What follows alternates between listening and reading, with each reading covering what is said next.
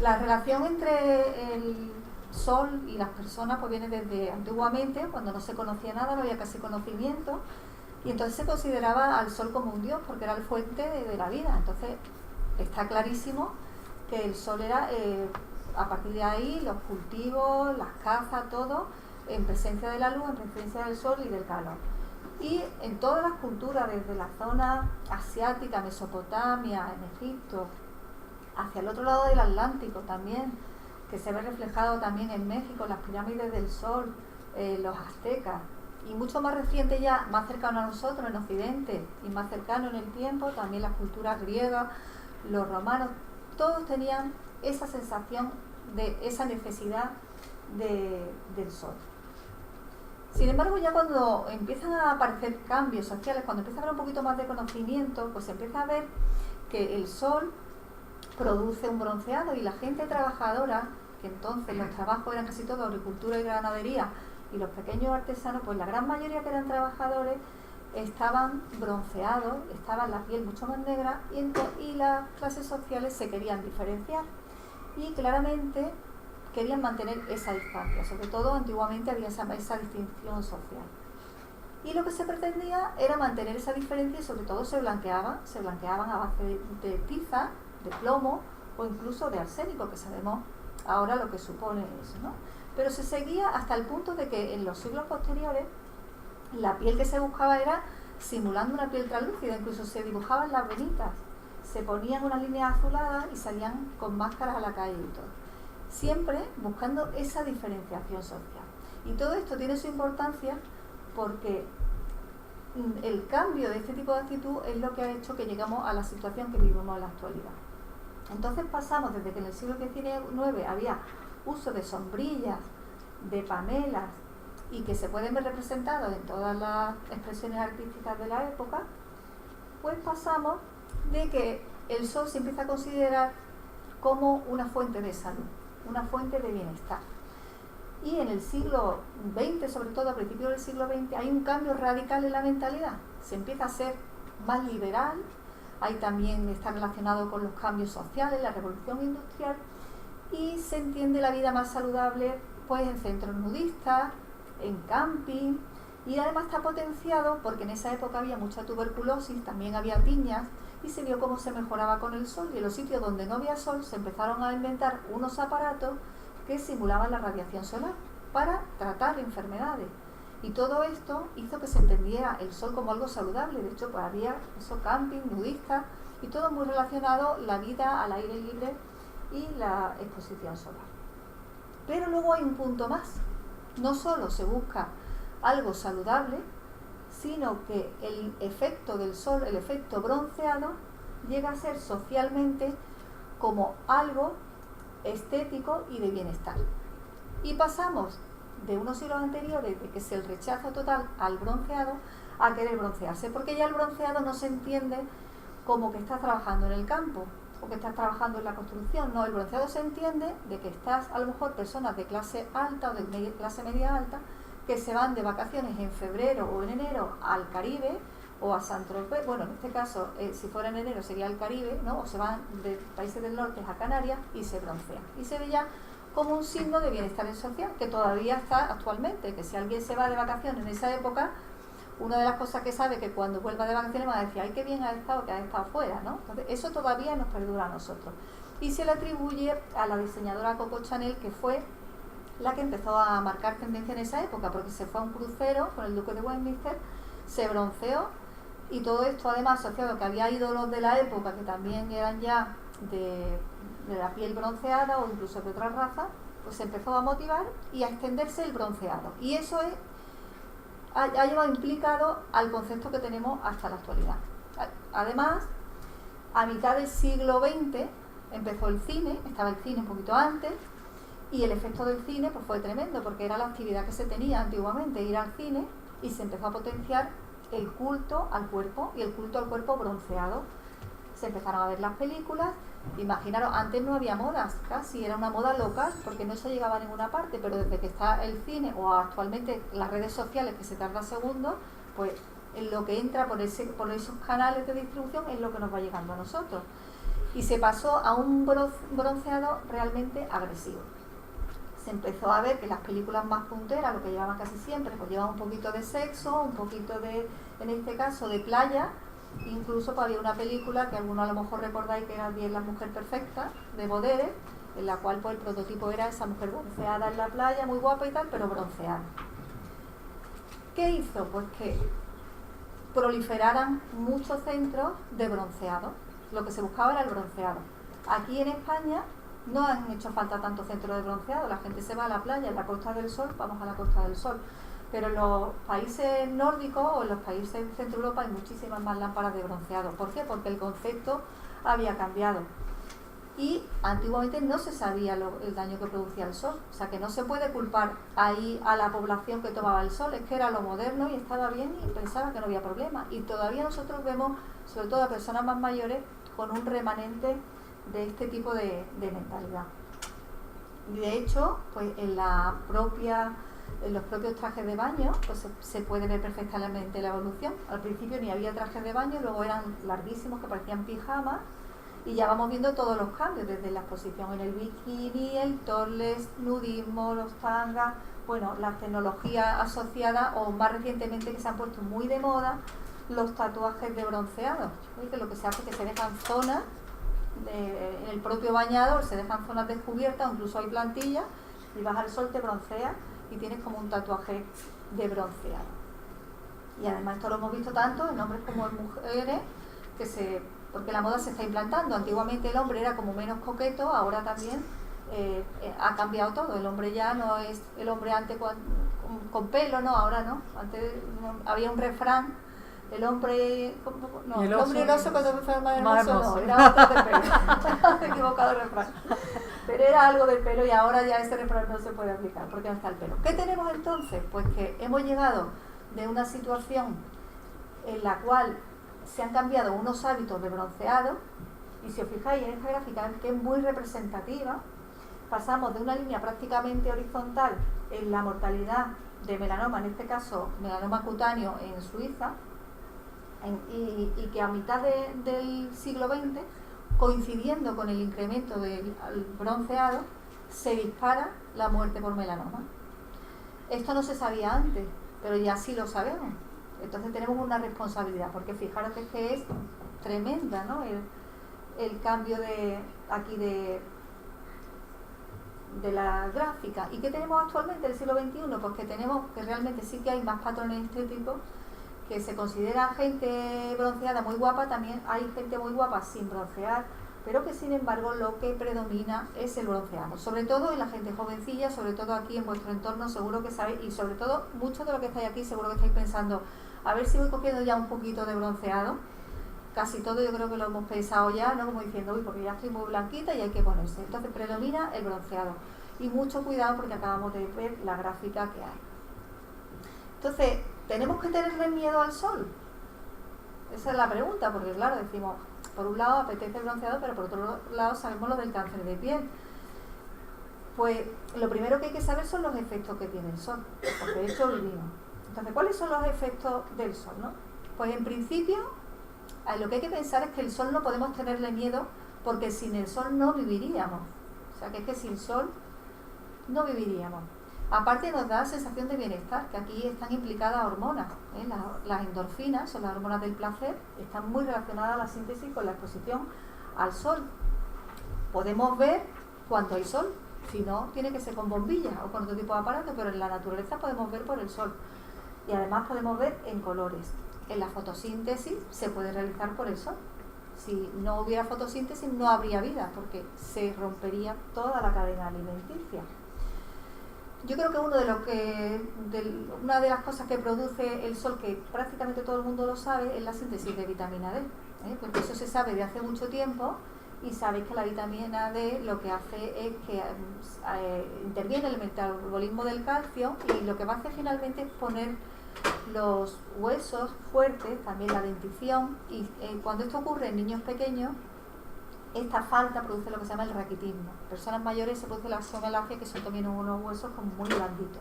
Pero eso como una cosa básica, intervienen muchísimos otros factores. Además es un antidepresivo. De hecho, hace varios años se ha descrito un síndrome que se llama el síndrome depresivo estacional, que está relacionado con la estación del año. Y hay personas que entran en depresión cuando empieza el otoño-invierno, ¿no? Y mejora con fototerapia. Y de hecho nosotros en la universidad hemos tenido algunos alumnos de Erasmus que se han ido a estudiar fuera, a lo mejor en la zona de Suecia donde no tenían prácticamente sol, y se han tenido que volver por un síndrome depresivo, que está además bien documentado.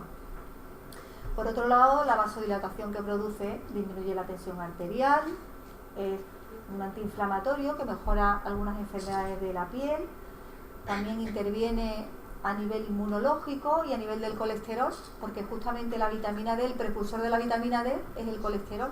Entonces, pues lógicamente se va un poco del colesterol hacia la vitamina D y vamos mejorando el colesterol. Luego, muy importante también con respecto a otros tipos de cáncer. Fijaros si es importante el sol, que se ha visto que en los países donde no hay sol o donde hay muy poca insolación, el número de tumores de cáncer de órganos internos es mucho mayor que en los países como España, donde la insolación es mayor. Aquí tenemos más cáncer de piel, pero generalmente el cáncer de piel en general está más controlado, no suele dar tantas metástasis o suele ser como de mejor pronóstico en general. Sin embargo, los de órganos internos tienen peor pronóstico. Y en este sentido se ha visto, ya os digo, que el sol tiene mucho que ver. Parece que está relacionado con la vitamina D también. Luego también las relaciones sexuales también se ven favorecidas, porque se ha visto que en verano aumenta la testosterona, la hormona masculina que aumenta la libido, y se da más las relaciones sexuales por este aumento de la libido. Entre otros factores también la relación con el sueño, que mejora el sueño porque está relacionado con la melatonina, que bueno, en este caso es al contrario, se empieza a sintetizar cuando el ojo deja de recibir la información del sol. ¿Qué ocurre? Pues que el sol tiene que estar para algo, es muy bueno por todo lo que hemos visto, pero la piel es nuestro órgano barrera, nos protege frente al aire, frente al viento, frente a las radiaciones, pero al protegernos el escudo se daña. Entonces el escudo se daña hasta el punto que puede producir cáncer. ¿Qué tenemos que hacer? Protegerlo. Sabemos lo que hay. Entonces el problema es que sobre todo se daña la piel y se dañan los ojos, que es la zona que se expone. ¿Qué puede ocurrir en la piel? Pues a corto plazo yo creo que casi todo el mundo lo ha probado alguna vez, es la quemadura solar. Por lo menos un enrojecimiento, que es el primer grado de la quemadura. Eso suele ocurrir como si ahora nos vamos a la playa y no estamos bien protegidos y se produce la quemadura solar. En principio la quemadura solar como caso aislado no es mala. O sea, te quemas un poquito, te echas una cremita y se te cura. Pero si produces quemaduras intensas en pieles muy claras y en determinadas épocas del año, es probable que con el tiempo tenga más riesgos de producir un cáncer de piel, ¿no? Sobre todo en personas de pieles claras que vienen a otros países a tomar el sol. Y luego a largo plazo suelen ocurrir dos cosas. Por un lado, que la piel se envejece muchísimo, que eso se llama fotoenvejecimiento cuando se atribuye al sol, y por otro lado el cáncer de piel.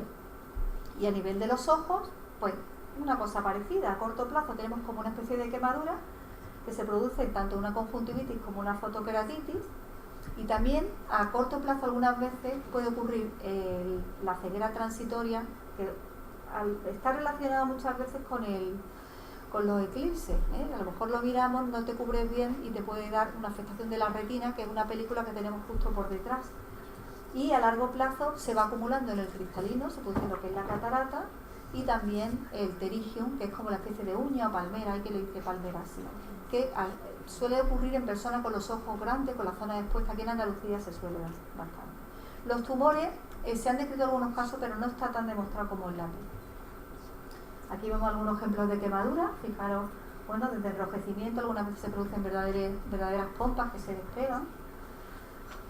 Otras veces se pueden producir reacciones de fotosensibilidad, pero en este caso mediada por algún fármaco, o que a lo mejor se esté tomando una persona un antidepresivo, se está tomando o a lo mejor un anticonceptivo, y entonces se hace la piel más sensible a la quemadura solar, pero son ya reacciones de otro tipo y suelen marcar muy bien la zona donde está el sol o donde está la camiseta, la zona protegida.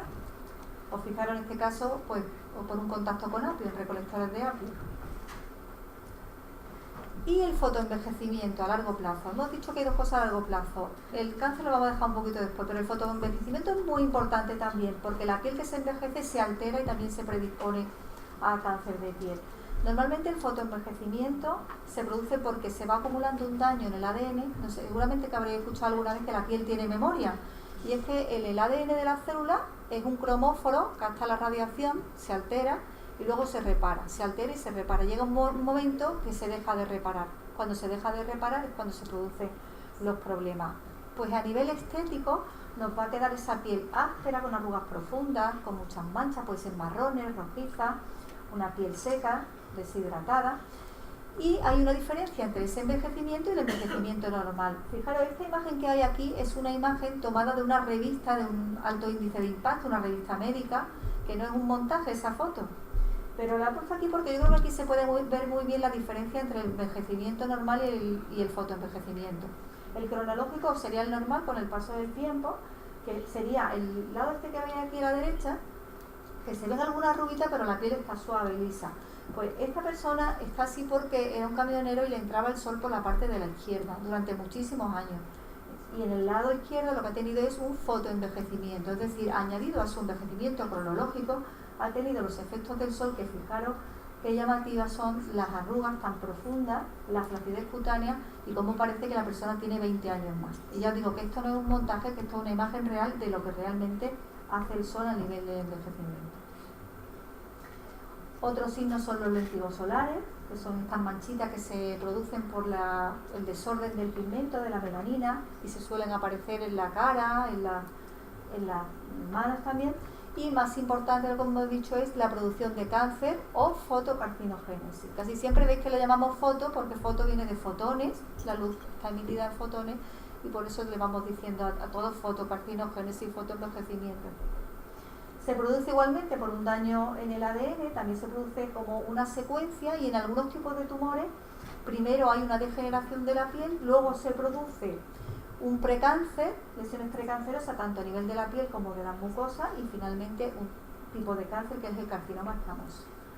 Estas serían imágenes de la queratosis actínica, que sería un precáncer en una piel que, fijaros que está muy roja, que tiene esas costritas. Todavía no hay un cáncer, pero es como un campo de cancerización, vamos a decir. Casi siempre el campo de cancerización va a estar en la zona de la cara, y en las personas, en los varones que tienen alopecia, en el cuero cabelludo también es frecuente verlo cuando han estado expuestos al sol y no se han cuidado.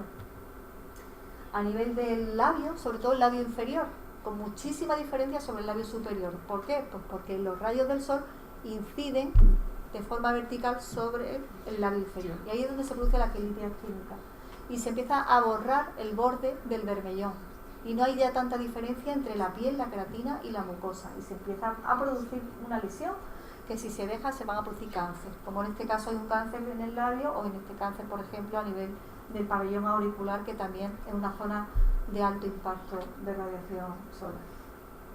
Aquí vemos otro tipo de cáncer que se llama carcinoma vasocelular, es más frecuente, esto no da metástasis, pero también tiene alguna asociación con el sol, no tan intensa como el otro que hemos comentado, pero también la tiene. Y el temido melanoma. De los tumores de la piel, el que más hay que temer es el melanoma. ¿Por qué? Porque el cáncer que hemos dicho antes, el cáncer epitelial que acabamos de ver en las imágenes, muchas veces va secuenciado y suele ser en personas mayores, y en muchos casos, como está el precáncer, lo podemos ir tratando. El melanoma puede afectar a cualquier persona, puede haber personas jóvenes, y con muy poco tiempo, o con muy poco crecimiento, en cuestión de pocos milímetros, varía el pronóstico, y ya sí que es un cáncer que da muchas metástasis y que puede provocar mucha muerte. Por eso habéis escuchado lo de la campaña del melanoma y estáis pendientes, y básicamente lo que hay que estar pendiente es de los lunares que se tengan desde antes, que cambien, o que aparezcan y tengan de alguna manera asimetría en los bordes, que sean bordes irregulares, que el color sea diferente, policrómico, o que sean grandes o que se ensanchen hasta más de 6 milímetros. Eso como líneas generales. ¿Qué tenemos que llegar? Pues no llegar a este punto. Fijaros esta imagen, esta mujer tiene un componente patológico claramente, esta enfermedad se llama anorexia, entonces lo último que tenemos que hacer para cuidar a los niños es hacer como esta mujer, que se llevaba a las niñas, a su hija, a la cabina de rayo UV, y la detuvieron y la procesaron allí en Estados Unidos. Esto está sacada de un periódico de la web. Hay que proteger a los niños, pero quizás a lo mejor tampoco tanto, ¿no?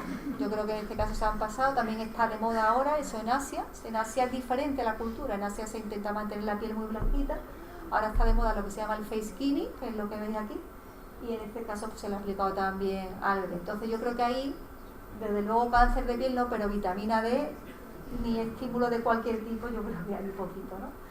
Sí me parece muy bien tener en cuenta esta imagen que me la mandaron el otro día por WhatsApp, que me ha parecido muy importante ponerla aquí, porque me parece importantísimo lo que han hecho estos padres, que es protestar porque haya sombras en el colegio. O sea, me parece una cosa fundamental y creo que aquí os lanzo un poco el mensaje y me ha parecido muy oportuna traer la imagen. Esto lo podéis promover y eso sí que es fotoprotección, ¿eh? Eso sí que es fotoprotección y estos sí que son padres que están preocupados por los hijos y lo están haciendo bien. Así que por mi parte ya.